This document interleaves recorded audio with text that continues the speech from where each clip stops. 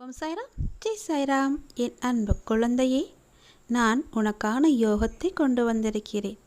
இந்த யோகத்தை வேண்டாம் என்று சொல்லாமல், தள்ளிவிட்டும் போகாமல் உடனே பெற்றுக்கொள். இது உன் வாழ்க்கையின் எதிர்காலத்திற்கான யோகம். உனது துயரங்கள் எல்லாமே விரைவிலேயே ஒரு முடிவுக்கு வரப்போகிறது. தேவையில்லாமல் உன்னுடைய கண்களை நீ கலங்க வைக்காதே. மகிழ்ச்சியாக இரு. நான் இருக்கும்போது எதற்காகவும் நீ கலங்கக்கூடாது.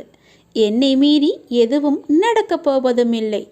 உன்னை நான் தேர்ந்தெடுத்து நான் வசிக்கும் இடத்திற்கு வரவழைத்தேன். எப்படிப்பட்ட சூழ்நிலையில் நானும் இருப்பேன் உன்னுடன். கலங்காதே. இன்னும் 1 மணி நேரத்தில், நிச்சயமாக இன்னும் 1 மணி நேரத்தில் உனக்கான நல்ல செய்தி தேடி வரும். என்னை நம்பு, முழுவதுமாக நம்பு. என் வாக்கு என்றுமே பொய்யாகாது. எந்த சூழ்நிலையிலுமே நான் உன்னை பொய்யாக்க மாட்டேன். உன்னை கைவிடவும் மாட்டேன். நம்பிக்கையோடு இரு. உனக்கு என்ன வேண்டும், எது வேண்டும் என்று எனக்கு தெரியும். எல்லாமே என்னிடம் இருக்கிறது. உனக்கு வேண்டியதை நான் கொடுக்கப் போகிறேன். உனக்காகத்தான் நான் காத்து கொண்டிருக்கிறேன். எப்போது என்னை முழுவதுமாக நம்ப ஆரம்பிப்பாயோ அந்த நொடி முதலே உனக்கான நல்ல காலம் பொறந்துவிடும். கவலைப்படாதே. உனக்கு இப்போது மாயை என்ற வலை, கர்மா என்ற துன்பம் உன்னை துரத்தி கொண்டு இருக்கிறது. அதிலிருந்து விடுபடுவதற்காகத்தான் நீ என்னை நம்பு என்று சொல்கிறேன். நீ என்னை நம்பினால் உனக்கு நிச்சயமாக 1 மணி நேரத்தில் நல்ல செய்தி உன்னை தேடி தானாகவே வரும். உன்னை இன்று நான் வழிநடத்தி செல்லும் ஆசானாக நான் இருக்கிறேன். உனக்கான நித்தியப்படி வழங்க நான் சற்று தயங்கி யோசித்து நின்றால் உனக்கு என்னாகும், என்ன நடந்திருக்கும்? சற்று யோசித்துப்பார். நீ கேட்டு நான் செய்ய வேண்டிய அவசியமில்லை. எந்த சூழ்நிலையிலும் நீ கடந்து வந்த பாதையை மட்டும் நீ மறக்காதே. நான் இருக்கிறேன் என நம்பு. கலங்காதே. உனது கண் முன்னால் நான் அமர்ந்து கொண்டிருக்கிறேன். உன்னுடைய செயல்களில் மாற்றத்தைக் கண்டு என்னை முழுமையாக ஏற்றுக்கொண்டு என்னை நீ காண துடிப்பாய். அப்போது நான் உன் கண் முன்னே தோன்றும்போது உன்னால் பேச முடியாமல் கண்களில் ஆனந்த கண்ணீர் வழிய நீ வாயடைத்து போய் நிற்பாய். உனது கிரகத்தில் நான் வாசம் செய்யும்போது எதற்குமே நீ கலங்காதே. நான் இருக்கிறேன். அனைத்திலும் இருந்து நான் உன்னை விடுவிப்பேன். நல்லதே நடக்கும். உனக்கான எல்லா நல்லதுகளையுமே நான் நடக்க வைத்து உன்னை உயர்த்தி பார்க்க போகிறேன். உனக்கு வேண்டியதை செய்ய நான் இருக்கும்போது எவரிடத்திலும் போய் நீ நின்று கொண்டிருக்காதே. உனது தேவையை பூர்த்தி செய்ய யாசகம் பெற்று உனக்கு தருவதற்கு காத்திருக்கிறேன். நான் இருக்கிறேன் நிழலாக. என்றுமே உனக்காக. என் வார்த்தையை நம்பு. நம்பிக்கை வை. வாழ்வில் உனக்கான தேடல் நிச்சயம் கிடைக்கும். அதற்காக உன்னுடனே நான் துணை நிற்பேன். நீ எதற்குமே கலங்காதே. உன் தேடல் எதுவோ அதை நோக்கி நீ பயணப்பட்டு கொண்டே இரு. என் துணை நிச்சயமாக உனக்கு இருக்கும். உன் கண்ணில் வடியும் கண்ணீரை துடைக்க நானே வருவேன். நானே உனக்கு துணையாக இருப்பேன். நீங்கள் சற்று திரும்பி பாருங்கள். உங்களை கஷ்டப்படுத்திய நாட்கள் எல்லாம் கற்றுக் கொடுத்த நாட்கள் என்று உங்களுக்கே தெரிய வரும். அத்தகைய அனுபவங்களை சேகரித்து வையுங்கள். இனி வரும் நாட்களில் எச்சரிக்கையோடு செயல்பட அதுவே உங்களுக்கு உதவியாக இருக்கும். கவலைப்படுவதற்கு காரணங்களை தேடாமல் ஒவ்வொரு நிகழ்விலும் உள்ள யதார்த்தத்தை எண்ணி மகிழ்ச்சியாக இருக்க பழகி கொள்ளுங்கள். எந்த சூழ்நிலையிலும் முயற்சியை மட்டும் கைவிடாதீர்கள். விதியின் பயனில்லை என்றாலும் முயற்சியின் பலன் கட்டாயம் உண்டு. காலில் மிகச்சிறிய முள் குத்தி இருந்தால் கூட எவ்வாறு விரைவாக ஓட முடியாதோ அதே போல உங்கள் மனதில் சிறிய சிறிய பிரச்சனைகள் உங்கள் செயல்பாட்டு திறனை பாதித்தால் நீங்கள் பெரிய வாய்ப்புகளை உரிய தருணத்தில் சரியான முறையில் பயன்படுத்தி வெற்றி காண முடியாது. எனவே சிறு பிரச்சனைகளுக்கு முக்கியத்துவம் தராமல் அப்பிரச்சனைகளுக்கு உடனுக்குடன் தீர்வு கண்டு நமது மனதை மிகவும் அமைதியான முறையில் வைத்துக்கொள்வது நமக்கு விரைவிலேயே வெற்றியை ஈட்டித் தரும். வாழ்க்கை முடிவற்ற சாத்தியங்கள் நிறைந்தது. நன்மைகளை அறுவடை செய்ய சரியான நேரத்தில் சரியானதை செய்யுங்கள். கடும் உழைப்பு என்பது ஒரு சந்தோஷம். அதை செய்து கொண்டே இருக்க வேண்டும். வெகு நிச்சயமாய் ஏதோ ஒரு கணத்தில் அந்த கிரீடத்தை தலையில் வைக்கும். அந்த கணம் யாருக்கும் கிரீடம் என்று தெரியாது. ஆனால் உழைப்பவர்களுக்கு கிரீடம் நிச்சயமாகவே உண்டு. ஒருபோதும் உழைப்பவர் தோற்று போக மாட்டார். உழைப்பவருக்கே உழைப்பின் அருமை தெரியும். ஆகவே உழைப்பதை ஒரு வைராக்கியமாக கொண்டு உழைத்து வெற்றி பெற்று நீங்கள் வாழுங்கள். இந்த அப்பாவின் துணை உங்களுக்கு எப்போதுமே இருக்கும். என் அனுக்கிரகத்தால் இந்த பிறவியில் என்னை நீ ஆராதித்து கொண்டிருக்கிறாய். அப்படி என்னை வணங்கும் அவகாசம் உனக்கு கிடைத்ததே ஒரு பெரிய யோகம். நீ இப்பிறவிக்கு சாட்சி. நான் உன் பூர்வ ஜென்மங்கள் அனைத்திற்குமே சாட்சியாக இருப்பேன். நீ எதை பற்றியுமே கவலைப்படாமல் உன்னுடைய இலக்கு எதுவோ அதை நோக்கி நீ பயணப்பட்டு கொண்டே இரு. உன் இலக்கில் எந்த ஒரு கெடுதலும் வராமல், எந்த ஒரு தடையும் வராமல் நான் பார்த்து கொள்கிறேன். என் துணை உனக்கு எப்போதுமே உண்டு. இந்த உலகம் என்பது எல்லோருக்குமே சமம்தான். யாரும் இங்கே அனாதைகள் அல்ல. யாரும் இங்கே உற்றார் உணர்வுகள் இல்லாத தனியாக விடப்பட்ட நபர் அல்ல. எல்லோருக்குமே எல்லாமே இருக்கின்றது. யாரும் எதுவும் இல்லாமல் இங்கே இருக்கவில்லை. அவர்களுக்கு துணையாக நான் இருக்கிறேன். இந்த உலகத்தில் உயர்ந்தவர் தாழ்ந்தவர் என்று யாருமே கிடையாது. யாரும் ஏழையும் அல்ல, யாரும் பணக்காரரும் அல்ல. யாரும் உயர்ந்த ஜாதியும் அல்ல, யாரும் தாழ்ந்த ஜாதியும் அல்ல. யாரும் யாரை விடவும் உயர்ந்தவர் என்றோ தாழ்ந்தவர் என்றோ மதிப்பு மிக்கவர் என்றோ அறிவானவர் என்றோ அழகானவர் என்றோ உங்களையும் நீங்கள் மற்றவர்களையும் நினைக்க வேண்டாம். இந்த பூமியில் ஒவ்வொரு மனிதர்களுமே சிறப்புக்குரியவர்தான். அனைவருமே தத்தம் துறைகளில் சிறப்பானவர்களே. வெட்ட வெளியில் உச்சி வெயிலில் வியர்வை சிந்த நிலத்தில் உழைத்து களைப்பவர்கள் ஆணாக இருக்கட்டும் பெண்ணாக இருக்கட்டும், யாவருக்குமே எல்லோருக்குமே உள்ளதை போல் சுயமரியாதை, கோபம், வலி, மகிழ்ச்சி, பசி, உறக்கம், இழிச்சொல்லின் வலி, புறக்கணிப்பின் வலி போன்ற தனிமனித உணர்ச்சிகள் அத்தனையும் அனைவருக்குமே உண்டு. அவர்களும் மனிதர்கள்தான். உண்மையில் உயர்ந்தவர் தாழ்ந்தவர் என்று யாருமே இல்லை.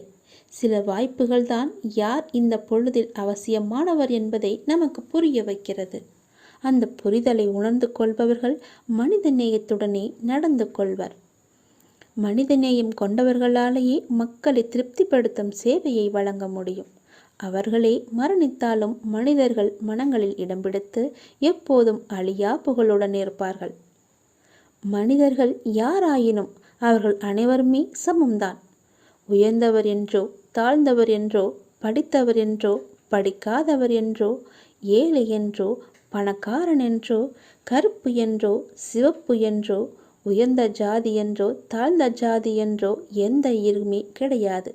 அப்படிப்பட்ட நிலை நிச்சயமாகவே மாற வேண்டும்.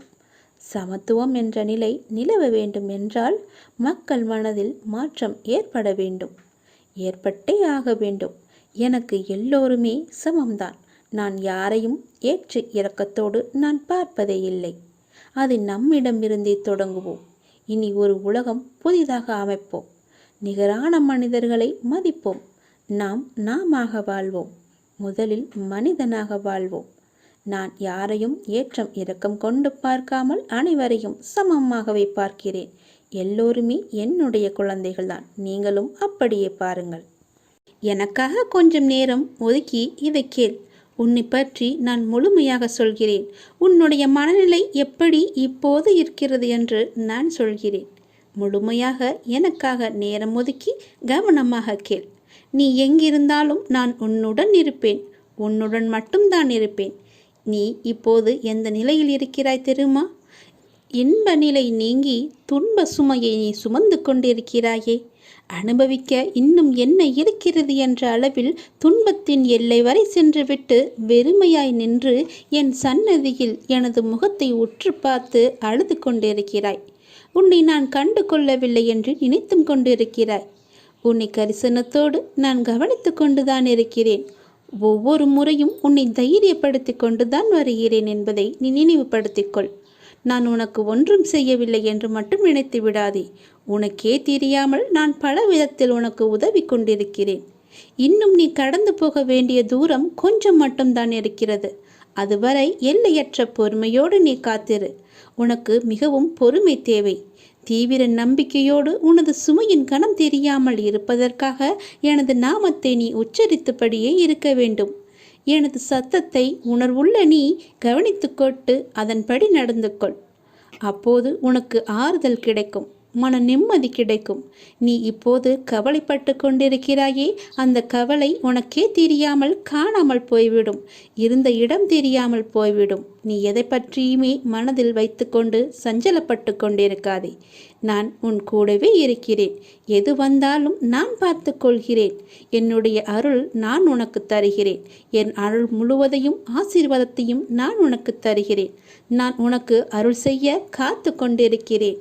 இப்படியெல்லாம் நான் செய்யும்போது நீ எதற்காக வீணாக கவலைப்பட்டு கொண்டு உன்னை நீயே வருத்தி கொண்டிருக்கிறாய்?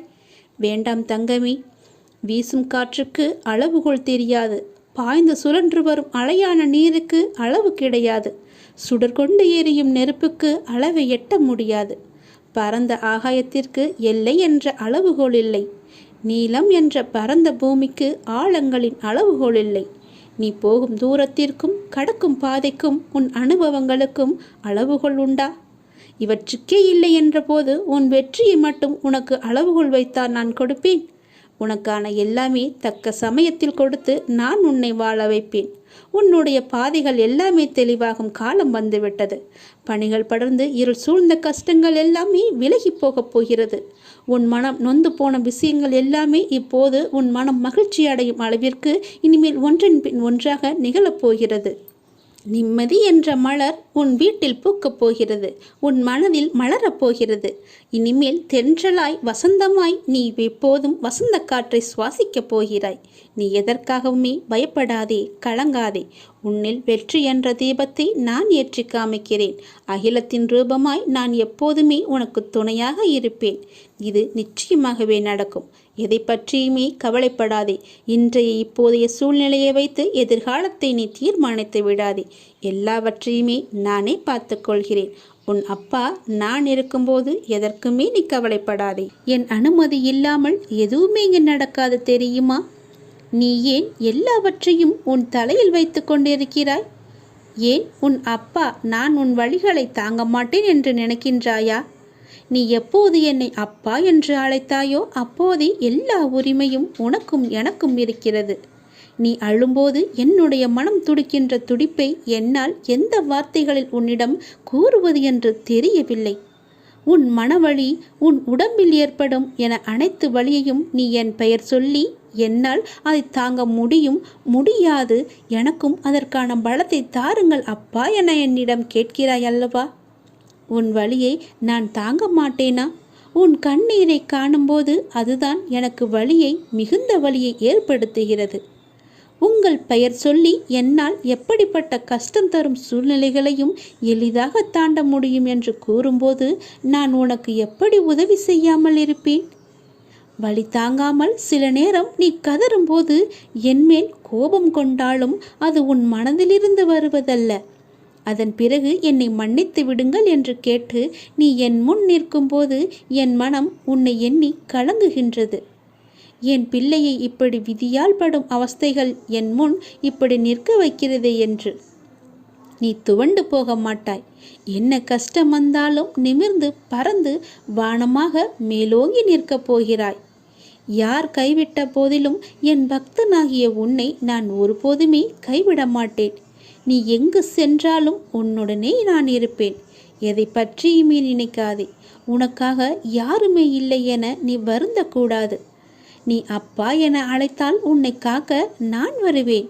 நீ நினைத்தது நடக்கும். உன் வீட்டில் நீ நடக்க விரும்பும் சுப காரியங்கள் எல்லாவற்றையுமே நான் நடத்தி காமிக்கிறேன். என் ஆசையோடு நடக்கும். உன் முயற்சிக்கான பலன். வெகு நாட்களாக முயற்சி செய்து கொண்டே இருக்கிறாய் அல்லவா? எனக்கான வேலை வேண்டும், அதற்காக நான் முயற்சி செய்து கொண்டே இருக்கிறேன் அப்பா. எனக்கான சரியான வேலையை எனக்கு வாங்கி தாருங்கள். அந்த வேலையின் பொறுப்பை உங்களிடமே நான் ஒப்படைத்து விட்டேன் என்று என்னிடம் நீ கண்ணீர் விட்டு அழுவாத குறையாக என்னிடம் நீ கேட்டாய் அல்லவா? உன் மனக்குமுறல், உன்னுடைய மனவேதனை, உன்னுடைய மன வலி எவ்வளவு என்பது எனக்கு தெரியும். எனக்காக ஒரு நிரந்தர வேலை வாங்கி தாருங்கள் அப்பா என்று என்னிடம் நீ கேட்டாய் அல்லவா? அந்த முயற்சிக்கான பலனை நான் உனக்கு தரப்போகிறேன். நிச்சயம் அது உனக்கு கிடைக்கும். விரைவாகவே அந்த வேலையில் நீ உன் கையொப்பத்தை இடு.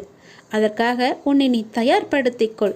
இப்போது என்னுடைய ஆசையுடன் நீ முழுமையாகவே காப்பாற்றப்பட்டு விட்டாய். இனி எதற்காகவுமே நீ பயப்படக்கூடாது. நினைத்து கூட பார்க்காத விஷயங்கள் நடப்பதைக் கண்டு ஆச்சரியமடையப் போகிறாய். அமைதியற்ற மனநிலையிலிருந்து வெளிவரப் போகிறாய். என்னுடைய ஆசி என்பதை நீங்கள் உணர்ந்து கொள்ளப் போகிறாய். சரியான பாதையில் என் அப்பா என்னை அழைத்துச் செல்வார் என்ற நம்பிக்கையோடு இத்தனை நாட்களாக நீ காத்திருந்தாய் அல்லவா? அதற்கான பலனோடும் வட்டியோடும் நான் வந்திருக்கிறேன். என்னை தொட்டு எப்பொழுது என்னை அப்பா என்று கூப்பிட்டாயோ அதற்கான முதல் வேலையை நான் செய்ய தொடங்கிவிட்டேன். இனி எல்லாமே உனக்கான வெற்றி பாதையாக மட்டுமே அமையப் போகிறது. நீ கேட்ட வேலை உனக்கு நிரந்தரமாக கிடைக்கப் போகிறது. அதை பெற்றுக்கொண்டு உன் வாழ்வை நீ இனிமையாக பொழுதாக மாற்றிக்கொள். இதுதான் என்னுடைய உனக்கான ஆசீர்வாதம். உனக்கு எப்பொழுதுமே என்னுடைய ஆசியும் துணையும் எப்பொழுதுமே இருக்கும். உனக்கு பக்க பலமாக இருந்து உன்னை காப்பாற்றுவதுதானே உன்னுடைய அப்பாவின் வேலை. உன் அப்பா நான் சொல்கிறேன். உனக்கு தரும் இந்த வேலை நிரந்தரமான வேலை. உன் மனதிற்கு நீ எப்பொழுதும் சந்தோஷமாகவே இருப்பாய். நீ எப்பொழுதும் நன்றாகவே இருப்பாய். உன்னுடைய கடந்த கால நஷ்டங்கள், இழப்புகள், ஏமாற்றங்கள், காயங்கள், தோல்விகள் எல்லாம் மறந்து போகும் அளவிற்கு உனக்கு நான் மிகப்பெரிய மகிழ்ச்சியை தரப்போகிறேன். என் ஆசையுடன் நீ நன்றாகவே இருப்பாய். நீ என்னுடைய பிள்ளை. இறைவா, எனக்கு ஏன் இந்த சோதனை என்று நீ புலம்பாதே. மரத்திற்கு இலையுதிர் காலத்தை வைத்தவன் வசந்த காலத்தையும் வைத்திருக்கிறான். ஞாபகம் இருக்கிறதா? அதேபோல உன்னுடைய துன்பமான நாட்கள், உன்னுடைய சோதனை காலம் எல்லாமே முடிந்து உனக்கு வசந்த காலம் வீசும். அதே போல நம்மையும் நிரந்தர துன்பத்தில் வைக்க மாட்டார் என்று நீ நம்ப வேண்டும். நீ நினைத்தது நடக்கவில்லை என கவலைப்படுகிறாய் மகளே. அது நடக்க வேண்டிய நேரத்தில் இந்த அப்பாவின் ஆசியோடு நடக்கும். நீ முயற்சி செய். உனக்கான பலன் நிச்சயமாகவே கிடைக்கும். முயற்சியை மட்டும் நீ கைவிட்டு விடாதே. உன்னோடும் உன் குடும்பத்தோடும் தான் நான் இருந்து கொண்டே இருக்கிறேனே. நீ எல்லா செல்வ வளங்களையும் பெறுவதற்கு உனக்கே அரிதான வாய்ப்பு ஒன்று கிடைக்கும். பேரும் பெற்று சீரும் பெற்று சிறப்பாக நீ வாழப்போகிறாய். நிம்மதியான மகிழ்ச்சியான வாழ்க்கையை நீ வாழப்போகிறாய். நீ எதை பற்றியுமே எதிர்மறை சிந்தனைக்கு உன் மனதில் நீ இடம் கொடுக்கக்கூடாது. ஒன்றை மற்றும் நீ நினைவில் வைத்துக்கொள். நாம் செய்த புண்ணியமும் தர்மமும் நமக்கு இடம் தெரியாத இடத்தில் இக்கட்டான சூழ்நிலையில் ஏதாவது ஒரு ரூபத்தில் உன்னை காப்பாற்றும். அப்படித்தான் நீ என்றோ செய்த தர்மம் இன்று உன்னை காப்பாற்றி இருக்கிறது. இறைவன் யாருக்கு எதை விதித்துள்ளான் என்பது இறைவனுக்கு மட்டுமே தெரிந்த விஷயம். இறைவன் எழுதாமல் எதுவும் நடக்காது. இறைவனை நாடாமல் எதுவும் நமக்கு கிடைக்காது. முயற்சி மட்டும்தான் நம்முடையது. அதற்கான முடிவு இறைவனின் கையில் இருக்கிறது. அது இறைவனுடையது. அதற்காக நீ வருந்தாதே. எதை இழந்தாலும் அது இன்னொரு வடிவில் அது உன்னை வந்து சேரும் என்று நம்பு. எனக்கு அப்பா செய்வது எல்லாமே என்னுடைய நன்மைக்கு மட்டும்தான் என்று நீ நம்பு. வாழ்க்கையின் சந்தோஷத்தை பிற நபரோடு நீ தேடாதே. உங்கள் சந்தோஷத்தை உனக்குள்ளேயே தேடு. உங்கள் பிறவியின் காரணத்தை தேடு. உங்களின் வளர்ச்சியின் தடைகளை தேடு. நான் என்னும் ஆணவம் தவித்து நதி போல நீ ஓடு. பிடிக்காத செயல்களை கண்டு கொள்ளாமலும் வேண்டாத செயல்களில் உங்கள் கவனத்தை செலுத்தாமலும் தேவையில்லாத கேள்விகளுக்கு நீ பதில் கூறாமலும் இருந்தாலே போதும். உங்களுடைய உடலும் மனமும் ஆரோக்கியமாக இருக்கும். நீங்கள் மற்றவர்களால் தூக்கி எறியப்படும் ஒவ்வொரு பொழுதும் காகிதமாக நீங்கள் விழாதே. விதையாக எழுங்கள், மீண்டும் முளைப்பதற்கு. நம்மை தூக்கி எறிந்து விட்டார்களே என்று கவலையிலேயே அப்படியே வீழ்ந்தே கிடைக்காதே. எழுந்து வா. உன் அப்பாவின் துணையோடு உன் அப்பாவின் கரத்தை பிடித்து கொண்டு நீ மேலே எழுந்து வா. எல்லாவற்றிலுமே நீ ஜெயிப்பாய். என்னால் முடியும் என்ற தன்னம்பிக்கையோடு எழுந்து எல்லாவற்றையுமே வெற்றிப்படியாக மாற்றி காட்டு. ஒருவர் இப்படித்தான் என முடிவான பிறகு அவர்களை மாற்ற முயற்சிக்காமல் உங்களை நீங்களே மாற்றிக்கொண்டு அடுத்த நிலைக்கு சென்று பாருங்கள். யாருடைய நிழலுக்குள்ளும் உங்களை பழக்கப்படுத்தி கொள்ளாதிருக்கும் வரை வெயில் உங்களை சுடுவதில்லை. எத்தனை வேகமாய் நம்மை மற்றவர்கள் மறந்து விடுவார்கள் என்பதை நாம் உணர்ந்து விட்டாலே போதும். நாம் நமக்கான வாழ்க்கையை வாழ ஆரம்பித்து விடுவோம்.